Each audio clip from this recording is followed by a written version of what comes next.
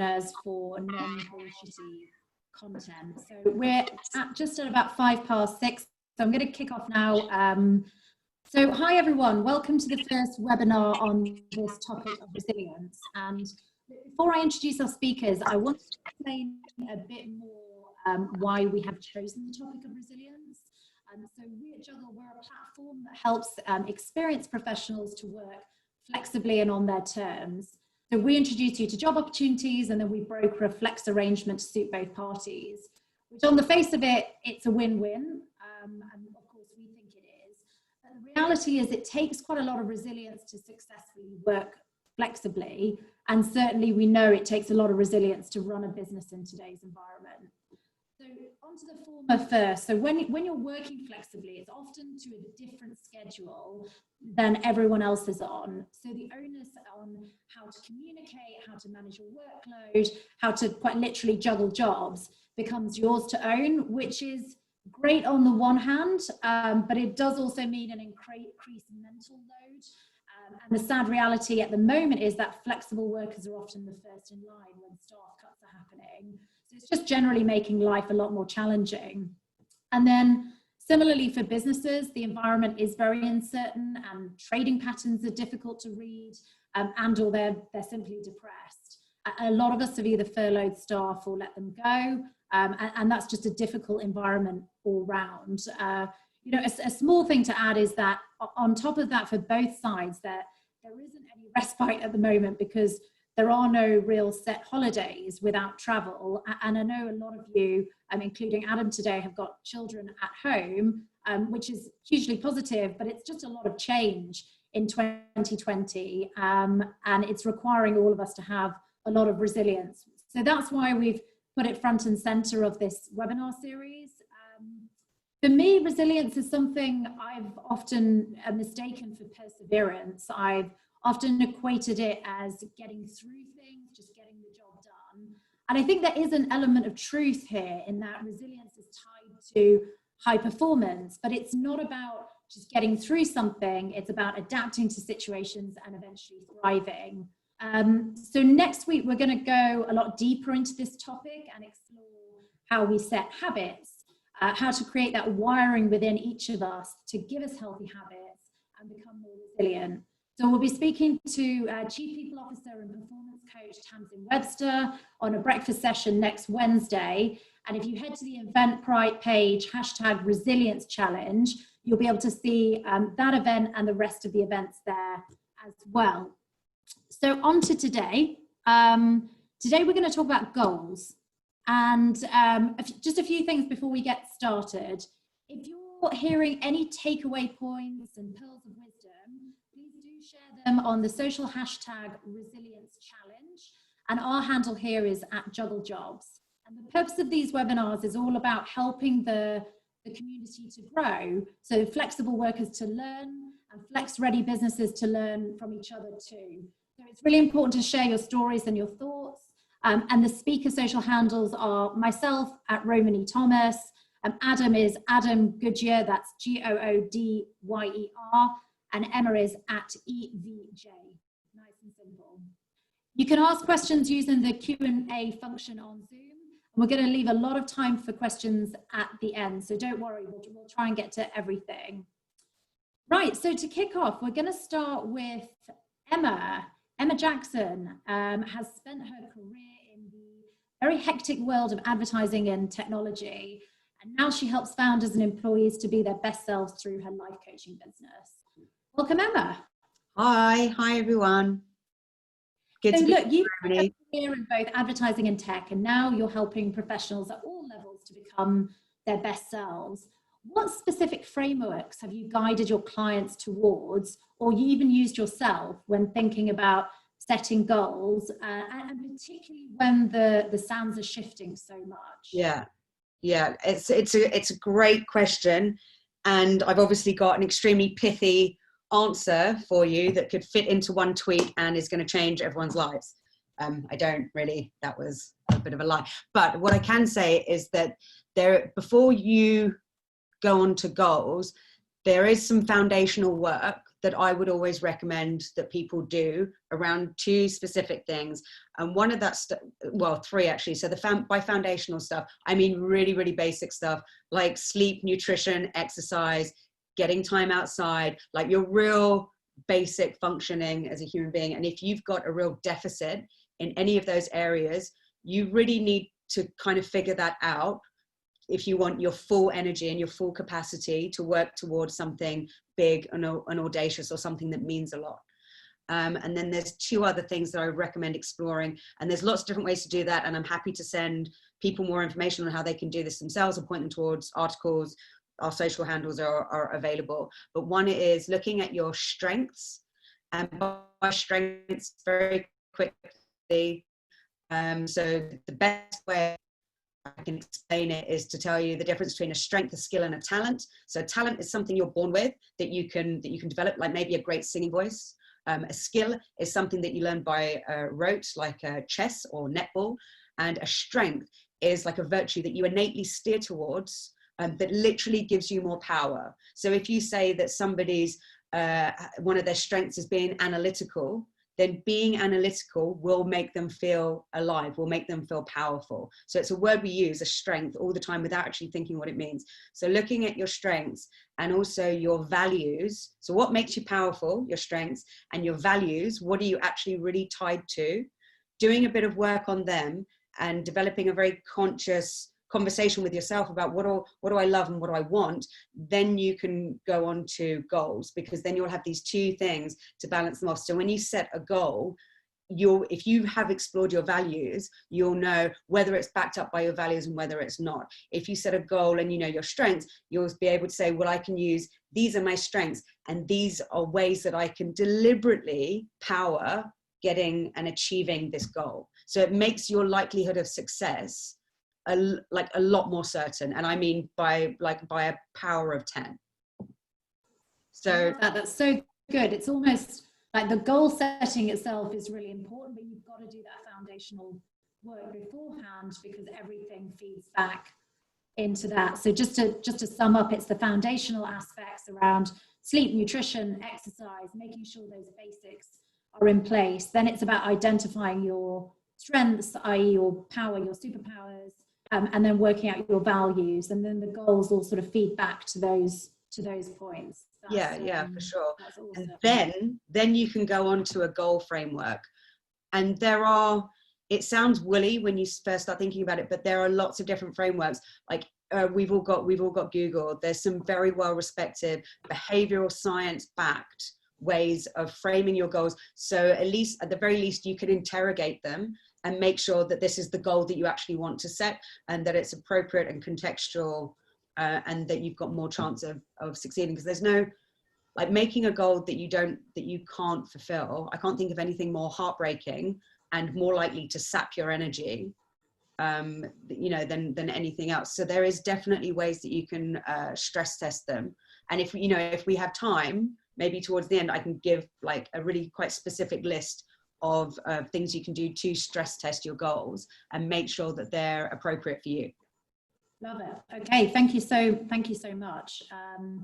Moving on to Adam. So Adam is a good friend of mine, and he's the founder and CEO of an events tech business called LiveStyled. LiveStyled is now 55 people based in London and also LA. Is that right, Adam? And you guys are growing very rapidly. That's right. Recently raised their Series A, and we're going to come on to that in a bit more detail shortly. But you and I have talked in length in the past about what it means to be resilient in the past. Can you just share a little bit about why you were interested to speak on this topic today, and why resilience as a topic is close to your heart? Yeah, sure. And thank you for having me along. And when I saw that this was the topic, I was so keen to get involved, because resilience is something that's fascinated me for a long time, and particularly feeling that is it a trait that you are born with, like Emma was talking about? Is it a talent, or is it something that you can develop? a bit of a sort of nature versus nurture discussion. And, I've always been an entrepreneur. I've been an entrepreneur for 20 years. And I think resilience has always been a key part of that. My sister is an actor, and also it's the same type of environment. And I imagine if you're a flexi worker as well, it's the same type of feeling. You're going to get knockbacks, and you're going to get those disappointments, those things that you really wanted. And I think it's a really important trait, but one of the reasons it's so interesting for me is because I think it's also a double-edged sword, because when you build resilience, in order to have that, I believe you have to care for something. So you have to care about the end goal of what you're doing, whether that's, the work that you're doing, or what you're trying to attain. You have to care for it. And inherently, when there is care and the potential for the thing you care about to not be achieved or to be taken away, that can also breed anxiety. And the ability to look at these as two balancing things, I think, is really important, because if you focus too much on, I've got to be resilient, I've got to battle through and do, inevitably I've found that in me has bred more anxiety at times, and trying to find a balance between the two is really key. So that's why I think it's such an interesting topic to discuss. Brilliant, thank you. And I completely agree with you about the sort of just trying to charge through things, because particularly when the environment is shifting so much, that just becomes almost an impossible task. And EJ, something I wanted to talk to you about was, I've recently seen some amazingly brilliant people lose their mojo, like their life plan it's gone off course recently, and now they just don't know how to get back on track. And looking from the outside, it seems clear to me that whilst the goal setting is important, we also need to allow for a degree of elastic thinking, to not be fazed by change and really embrace it. So my question is, what advice would you give people who struggle with that more sort of elastic, sort of almost like fluffy, slightly, okay, we're going this way and this way, and then more naturally focus on their end goals and the time scales involved, particularly given that things are changing so rapidly at the moment? Yeah, well, that's a great question, and it's something that people are talking about a lot given present circumstances. The problem with the practice of resilience, Adam said, the nature-nurture argument is there. And some people are born more resilient, and some people learn to be resilient, and some people don't ever need to be resilient, and they're the really lucky ones. I'd say most people, at some point or another, it's coming for you. Something's going to happen that you can't control, which means you're not only going to need to be resilient, but you should be conscious of how you're resilient.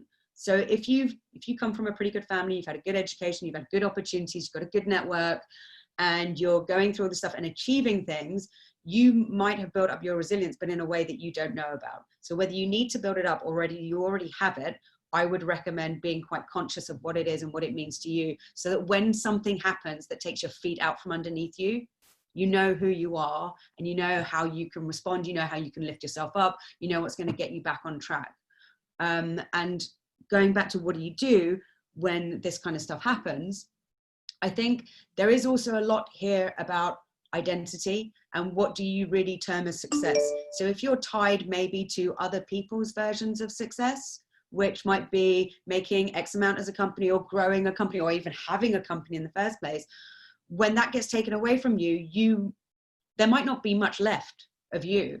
Like, so what is your identity actually tied to? Isn't there still family? Isn't there still being a friend? Isn't there still your artistic pursuits? Isn't there more to you than just your business and money? So using that specific example, and also being resilient isn't smashing through walls. Being resilient is being flexible. Being resilient is being conscious of your context around you and saying, okay, this is what was needed. This is what I was. But now things have changed. My landscape has changed. We all live on dry land now, but if that changed, would we insist on still using bicycles to get around? Maybe it would be better to get into the boat business. And that's not weakness. That's not you being a failure. That's responding to your environment. It's responding to different needs, and having that as a foremost attitude.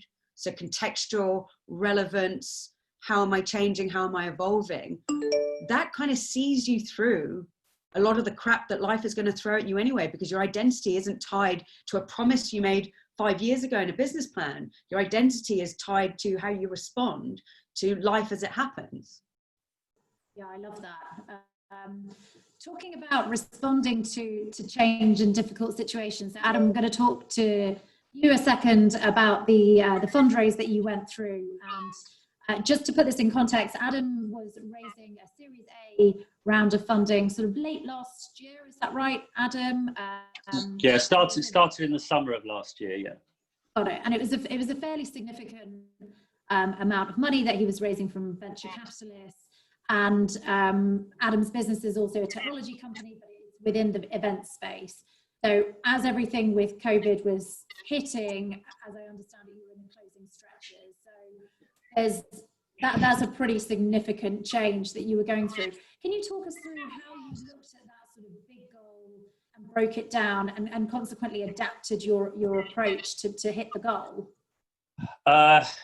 Yeah, and what I would love to say is that I was able to, I was able to take a measured approach to this, and that, I was able to, to view resilience in a bubble, just like Emma suggested. I actually thought at the most difficult times, I tried to think, this isn't me, this isn't my life, this isn't everything, I won't fall to pieces. However, almost every fiber of my being was drawing me the other way, which is something I've realized afterwards. But just to go into that experience a little bit more, it's funny because with fundraising, this was everything to me. This was the culmination of 20 years work.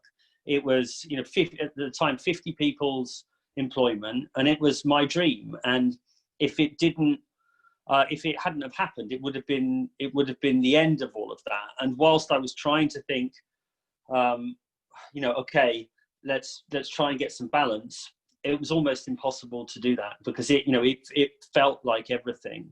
And it wasn't just COVID that caused issues. That if anyone has done fundraising, and I know you have, Rom, it is a horrible, thankless task. It really is.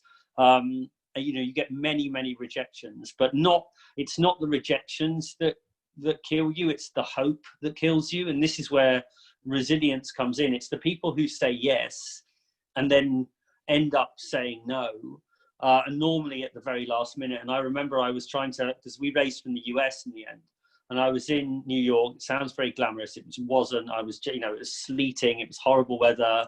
I got off the plane and I literally got 2 messages where, both of the people who were in our round for the significant amount had dropped out.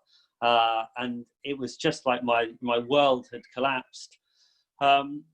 But it almost seemed that there was no option but to continue on and to continue on and to continue on. And then weirdly, things were going well, and then all of a sudden when lockdown hit and we were that close to closing the round, I just thought, well, it's over, isn't it? It's over. We're an events-based business. Events have shut. In fact, events are being touted as the reason why a lot of COVID spread. So, well, sort of bye-bye. And it became an era of resignation, I guess. But also, weirdly, in the back of my mind, I was just thinking, well, it'll die, but I'm going to start it up again because I just believe in it and I care about it. And in the end, what we had to do was just shift the focus into trying to look at an opportunity from it and trying to tell that story of it being an opportunity and to try and pick ourselves out of the depths as quickly as possible. So, unfortunately, with something like this, it was almost so desperate that it wasn't something that I could strategically look at. And I would love to have had tools to do that. Some of the things that Emma was talking about would have really, really helped. But, this was more of a wild, desperate rush to save what I thought was everything in my life. And luckily we did raise it at the last minute. So, there's also a lot to be said about blind luck as well. Absolutely. Well, I wouldn't say that quite so much. I think it's just amazing determination and focus there as well. So, you know, congratulations. I love that though, because something that Emma was talking about earlier, which is how it all goes back to your foundational aspects, your strengths and your values. Even though the external environment had changed around you, you still sort of had that inner belief, which is connected to those three things. So you might have changed the narrative, but you were able to continue with the goal. On that theme, Emma, thinking about setting goals and sticking to them, what frameworks have you used yourself and also advised clients with around actually sticking to the goals that they set?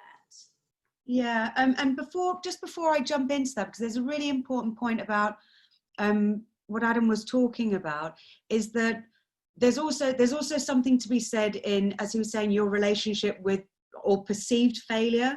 And don't forget, all of our news is sanitized. So every time you hear about someone making $1 million or a successful business, what they don't say is, it was the 6 businesses that I failed at that made me learn enough in order to make this one a success. So we get this very sanitized version of what success is, and it's never the reality. And when you don't know that, it's easy to let that chip away at you, rather than think, oh, learning opportunity, that wasn't a no, that's me now qualifying who I speak to about investment. That's me learning that this is just a numbers game. They're all actually learning opportunities, but that's not how we're taught them. There's a massive like miseducation there that I think a lot of people, it's a hurdle that a lot of people fall at, and when they don't need to, it would just be, we just need to talk about it differently. So going back to your question about frameworks and not how people set goals, but how do they keep to them? How do they structure them? Yeah, brilliant question. And again, I have a catch-all answer so I don't, sorry. But what I can tell you is that you just have to create one, right? So don't wait for the perfect structure. It's a bit like tech products, just iterate it. So make your first thing, okay, once every 2 weeks, I'm going to check in on this, this, and this. I've set my goals. I've looked at my resources on how I can achieve them. I've looked at how have I broken down that big audacious goal into little steps. I know what my steps are. I know what order I need to do things are. Check in on it once a week. If that doesn't work for you, check in on it every 2 weeks. As soon as you start doing it, you'll know 1,000,000% more about it, right? Things will just start dropping into place. Like, so you will know, you just need to start that process of, I'm committed to spending time on interrogating what I'm doing and how I'm doing it, and put it in your diary. 15 minutes every Friday afternoon. This week, did I move the needle towards the goals that I've set myself? Then you'll just fall into the right pattern. Yeah, it was fascinating. Recently, I interviewed a bunch of really top founders of venture-backed tech companies, and we were looking at sort of patterns of behavior and things that they do that were similar. And the one thing that pretty much all of them do is consciously set aside quite a lot of time for both goal setting and checking in, and they do it on a regular basis, fully aware that the environment changes so quickly, so they might need to change either their goals or how they're structuring and adapting to the situation. Just a quick check-in to the audience. So we've got some great questions coming up. Don't forget to post yours on the Q&A function, which is on Zoom, and we'll ask those at the end. But we have actually got a specific question for Adam, which I'm going to ask now because it's related to his last point, which is from Sylvia. Adam, can you elaborate a little bit more on what happened pre-COVID? Did all the investors run away, and then did a new one appear post-COVID? Did you have to change the amount, the valuation, etc.? What did you do to make it cross the line? Also, can you share the amount raised if public? Yeah, sure. Yeah, happy to share the amount. So we raised 4.5 million. Yeah, God for that. The other investors, so it was led by and still is, obviously it was led by a VC in San Francisco who we've known for a long time. And first and foremost, I'm so I'm so thankful to them, because they were always committed and stayed committed. But what they wanted was, and we wanted as well, because it was what our plan indicated, that we needed 6 million in total in order to hit our plan, and they were willing to put in a certain amount, and then we needed to raise the rest. And then what happened is that other people kept coming in and out, and they ended up not. It was the rest that we didn't end up raising. And then we were left when COVID hit, at the point where, in essence, we just had our round lead at the end, and some following on investors. And without going into too much detail, I'm not sure exactly what I can say. We had to change the deal because the macro environment had changed. Now, thankfully, we built up such a good relationship with that investor over time that they were willing to stick by and increase the amount that they were going to put in. So they were willing to back us, but we needed to change the deal a little bit in order to do that. Now, I can't, unfortunately. I would love to. I'd love to tell you all about it, because it's quite an interesting and fun story. I might get slapped on the wrist, and I do have a tendency to shoot my mouth off and then do that. So I won't do it. But we did have to structure the deal in a different way, which meant a drop in valuation, which meant that we've got certain targets to hit. But by the same token, for us, it's become a chance to really put our vision into a new real world. And we think that whilst we have so much sympathy for people who are suffering at this present time, we also think that it's an opportunity for things new to happen. And so we're both sort of filled with with confidence. I'm sorry, I'm just reading the other comment. Someone wants Sylvia. Oh, I think we might know who the Sylvia is. Sylvia. Yeah, okay. I'll buy you a pack of 20, Sylvia. Brilliant. Just Emma, this is a question for you, and we touched on this earlier, which is around when I was researching the concept of resilience, because I kept mistaking it for perseverance, so I had to do some homework myself.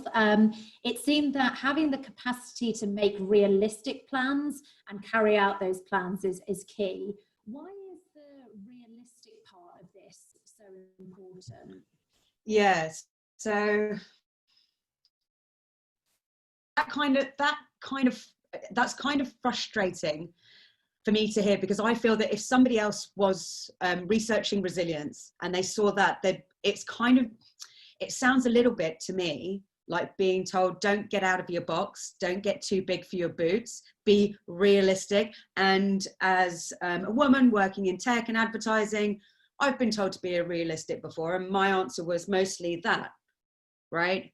So I don't like that terminology if you haven't kind of delved into like some of the other stuff. So what they mean by realistic, they mean don't make a goal that goes against the laws of physics. It means don't say I want to be under 21's champion at judo when you're 30. That's what realistic means. It means it has to be contextual. It doesn't mean don't make a big goal. It doesn't mean to say I want to be part of changing the dynamics of racism in England. It doesn't mean don't make that goal and then break it down into, okay, me with my resources, with my strengths, what can I do that contributes to that goal? So it doesn't mean don't think big.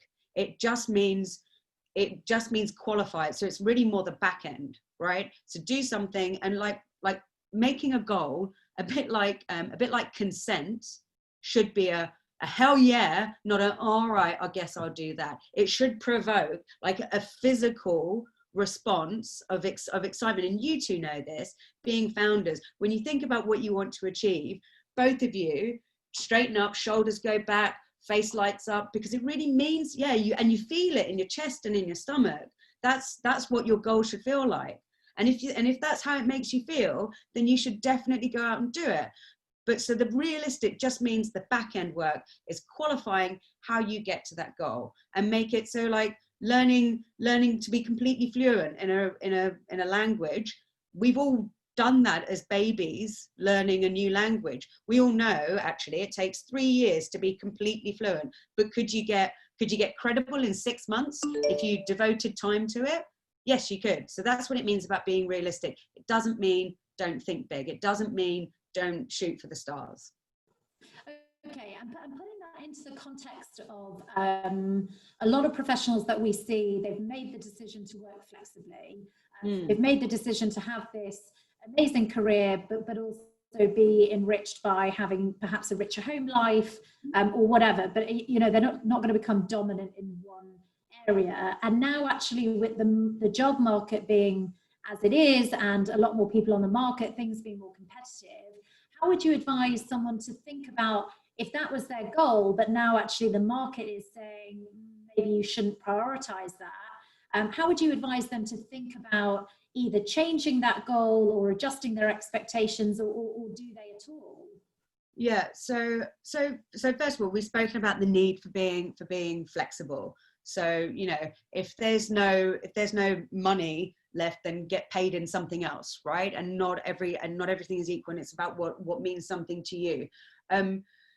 Even in times like this, where people are being told, take anything you can get, it doesn't mean to say that there aren't companies out there that share your values. It doesn't mean to say that there aren't companies out there that you can connect with that will want you as an employee because of who you are, not just on what you're willing to sacrifice or give up. And actually, I think there's a lot of, look, as soon as something bad happens, all the conservative naysayers say, look, I told you, and now this means this, so you better buckle down, you better not be different, you better get back in your box. And it's always bullshit, because as Adam referenced earlier, out of you know, big changes or big things happening, there's always a change response. There's always people who use it to shift the paradigm. There's always people who use it as an opportunity to shift the needle. And I think that's actually going to happen specifically with flexible working. I think we'll see more of it. Look at how many companies said, we can't afford to run the experiment of whether flexible working works for us. And then COVID-19 happened. Guess what? There's your experiment. And everyone proved that they were more productive and could get everything done by sitting at home instead of being in the office, which means different hours is on the table, which means part-time working is on the table, which means contract or projects or whatever your rhythm is, it's possible. And I think actually these very specific circumstances have proved that all of this is now on the table. And if you're only talking to people who think it's not, change the people you're talking to. They're the ones being left behind. I love that so much. Adam, you've hired people and continue to hire people at LiveStyled. Can you spot when people are or they're not resilient? And what are the telltale signs?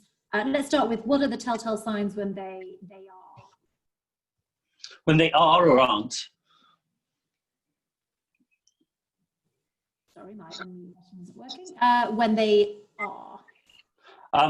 Yeah, so it is a trait that we specifically look to hire for. You know, I also, prior to just talking about that, because it's also relevant, I'd like to pick up on Emma's point around values as well, because we also hire against values, and any candidates that are very strong on their own personal values and very clear on that, and either, you know, asking and ensuring that they are aligned with us as a company and taking the lead on that, automatically for us, those are the types of candidates that sort of rise to the top, because you see that this is someone who's thought about these things, thought about the things that are important to them and how they're matching that in their role. And as an employer, you know that if you have got a value to match with a team member, then they're going to be so committed to the role, to the company, and to the mission. So I think, you know, one thing, that's what we look for. So having values is really important. And then in terms of interviewing around resilience, what I try and do is get an idea of the person first. And I find that a lot of their resilience can come from earlier in life. So I personally will always ask about someone's growing up experience. What was their family dynamic like? What were their school friendships like? What were the things that they were interested in? What were their fears at that sort of time? And generally what comes out of that is that you see people firstly settle in. As Emma said, when as founders we talk about our vision and mission, and we open up, you also see candidates sort of, they settle in, and it's something they're familiar with, and maybe that they're not expecting. But when you're talking about your mum, your dad, your oldest friend from school, it's something you sort of settle into. But what I look for is the things within that show that there is some kind of self-knowledge. There is a knowledge of how skills, of how their traits have developed. And then on top of that, we will ask questions which are a little bit more standard interview format of, give me an example of when you have overcome a difficult situation. Give me an example of when you have had a disagreement with someone. How did it resolve itself? Those are fairly standard, but aligned with values and a real personal experience of things that are, that are important. I saw a question in the chat from Lindsay talking about personal resilience, coming up in childhood. But even that knowledge of talking about, well, actually, I didn't have that at that time. But what I've realized now is that this is an incredibly important trait, and this is how I exhibit it. It's using that type of self-awareness and self-knowledge that I think is incredibly important. Just touching on that a little bit more, because right at the very beginning, you talked about how resilience goes hand in hand with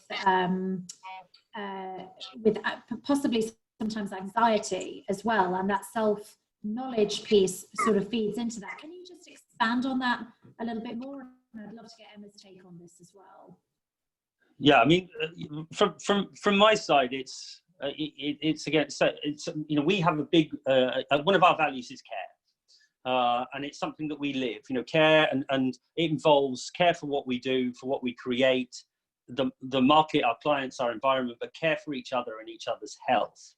And mental health is a big part of that. And there are, a number of people in our company, I would say most in society now, who have suffered or have problems or deal with anxiety. So it's something that I'm one of those people, and it's something that I'm very aware of, in that has resilience and has being an entrepreneur, and all of the things that come with that. Does it in turn just make me live in a state of drive? So I'm just constantly going drive. I've got to do this. I've got to do that. I've got to do the other, and not really taking the time to reflect and live in a sort of in a sort of green zone of just letting the world be. And I think as entrepreneurs, you see that trait, and I just see that. For me personally, I don't know about others, but I have talked to other entrepreneurs about it who've had similar experiences. But the more that you drive, the more that you care, and the potential loss of that can then lead to anxiety. But for me, the way through that, or to try and deal with it, is to be more mindful, is to try and live in the moment, to breathe, to reflect. I mean, it doesn't always work, but at least it's in top of mind. Yeah, I love that. And Emma, just following on from that, because this topic itself, goal setting, achieving, resilience, it's all, it's quite hard stuff, right? And just following on from Adam's point around mental health and being aware and looking after ourselves and being kind in this environment, how would you advise people to think about that? Yes, we want to achieve our goals, but actually, can't be done at the expense of ourselves, because our goal is to come out of this and thrive. Yeah, so Adam made some really great points about consciousness and awareness, and it's super key. People, they might not have achieved everything they want to achieve in terms of personal development, but being conscious, being able to switch on that mindfulness is a really important muscle to exercise. It's also, if you didn't have it as a kid, you can get those skills now. You don't have to be reliant on your learned behavior. You can change it at any time in your life. So just to let just to let people know that this is something that you can change if you feel that you don't have a good enough response to this. This is absolutely 1,000,000% within your power to change.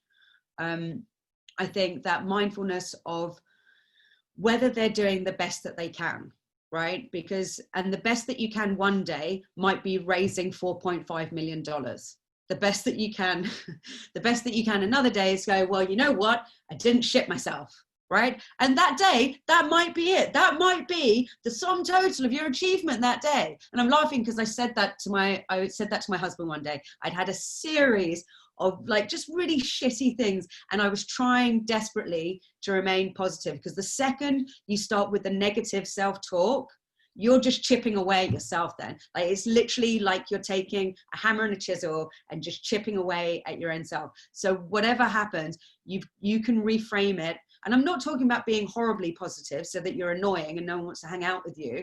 I'm talking about learning opportunities and saying, you know, well, this is what is within my control. And one day that was the only good thing I had to say. That, you know, didn't soil myself in public today, so that's my win. Right? And look, if you can say to yourself, genuinely, I'm doing the best I can every day, then there's your win. And sometimes you might need to readjust your goals, and sometimes something might turn out differently to what you expected.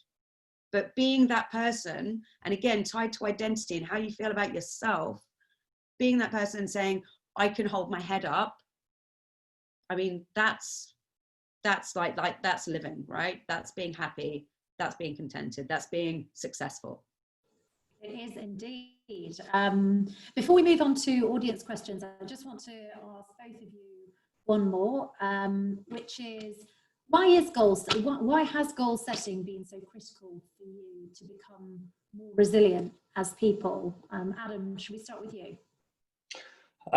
Yeah, sure. So for me, goal setting is important because it helps to create a path towards the thing that you want to achieve. It enables you to compartmentalize what is often either a huge goal or something that may seem insurmountable.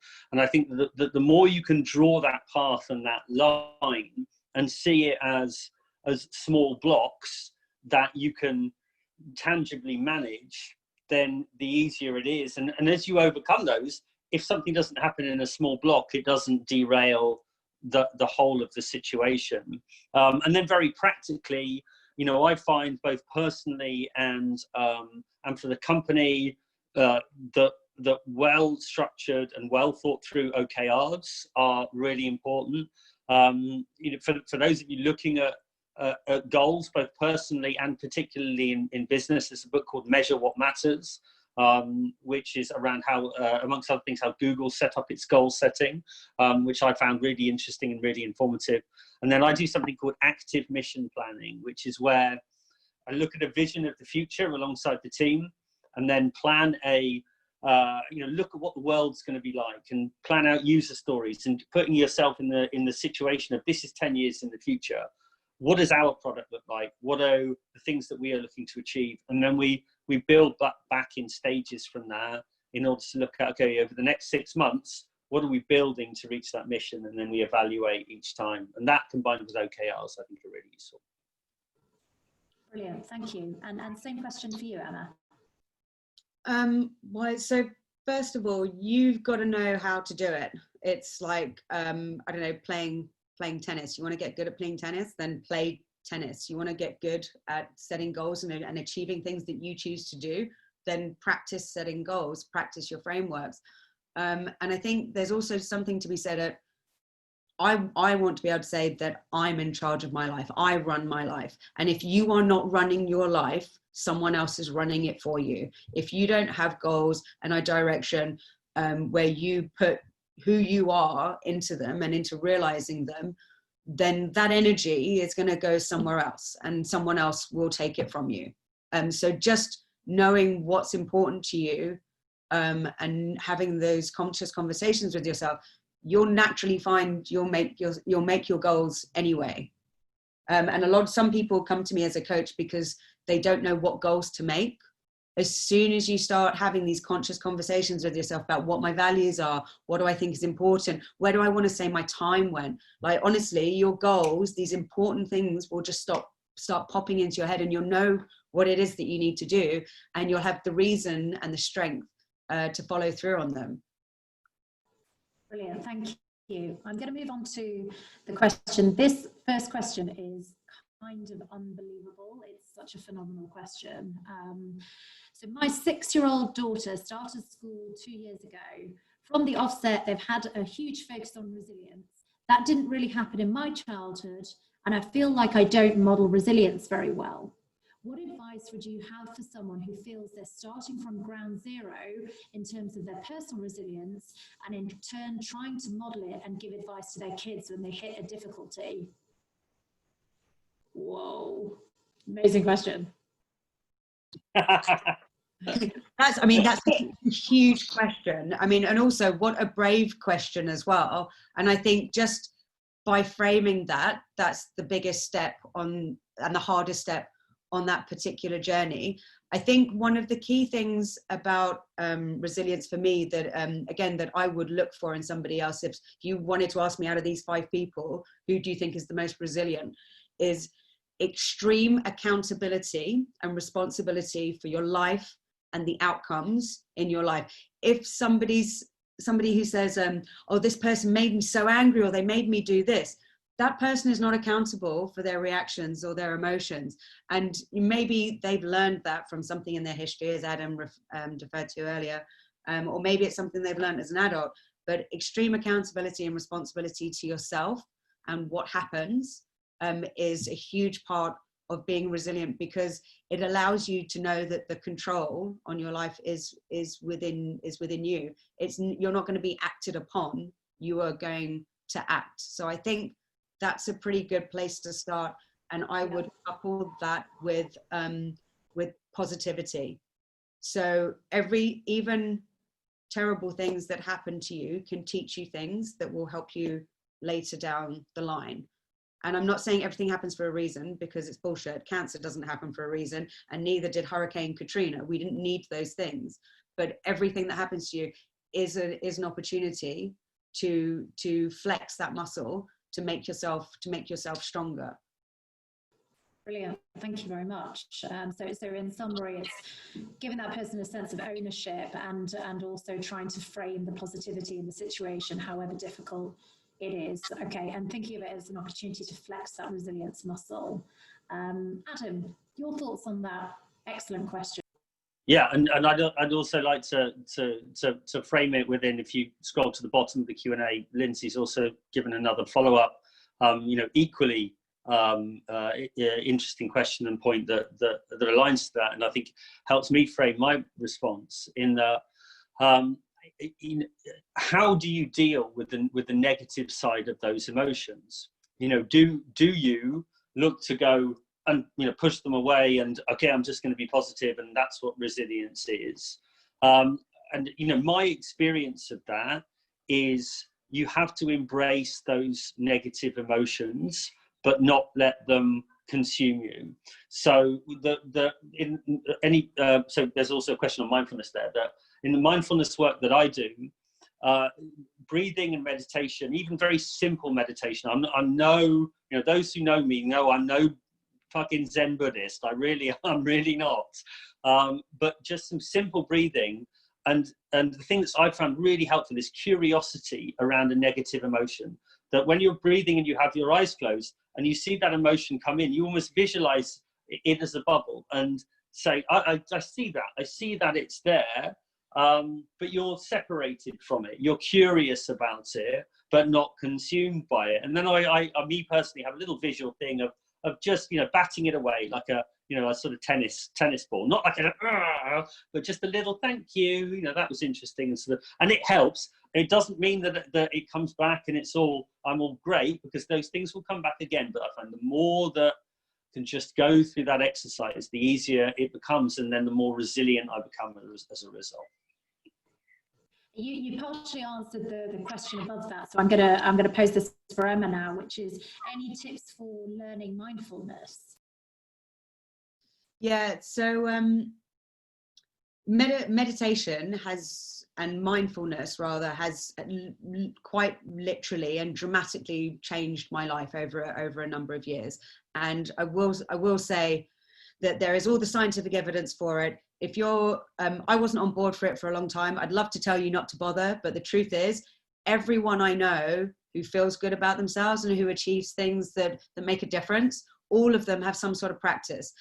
There is a practice out there for you. In fact, most people can't just sit there and meditate, because most people skew inherently negative in their heads, so that's not helpful. But practicing mindfulness, you can do it in so many different ways. You can do it with food, you can do it with art, you can do it with friends, you can do it and sit there, and as Adam said, and it's a great technique, once you get to sit there and just observe how you're feeling, recognize that it's a part of you and that you can accept it without it letting it take you over. So mindfulness, again, there's so many ways to list it. The only thing I can say is, if you can do it without the aid of your phone, that would be awesome. Being less reliant on tech rather than more reliant on tech for things like this is amazing. And even just going out and going for a walk, and not listening to music or not being on your phone the whole time and just looking around you. Just take the opportunity, open your eyes, look around you, learn how to breathe properly, the Wim Hof method. And he has a great app. There's so many things out there that can teach you basic techniques that you can then just do anywhere. And I think my personal big light switch moment was learning how to breathe properly, which sounds insane. And again, if anybody wants a resource for this, I can absolutely, or maybe you can send out a follow-up Romany, with a few bits and pieces of useful resources, because Adam's certainly mentioned a couple of really good business resources as well that I'm sure people would like to look into more. We can definitely provide them. All I can say is that get yourself a mindful practice. It can change your life. Brilliant. Thank you so much. We are pretty much out of time, but to let everyone know in the audience, we will send a follow-up with a recording, and also all of the resources that have been mentioned today will be sent in a follow-up too. And if you want to be connected directly to the wonderful Emma Jackson and Adam, you can be. Guys, thank you so much. That was super helpful.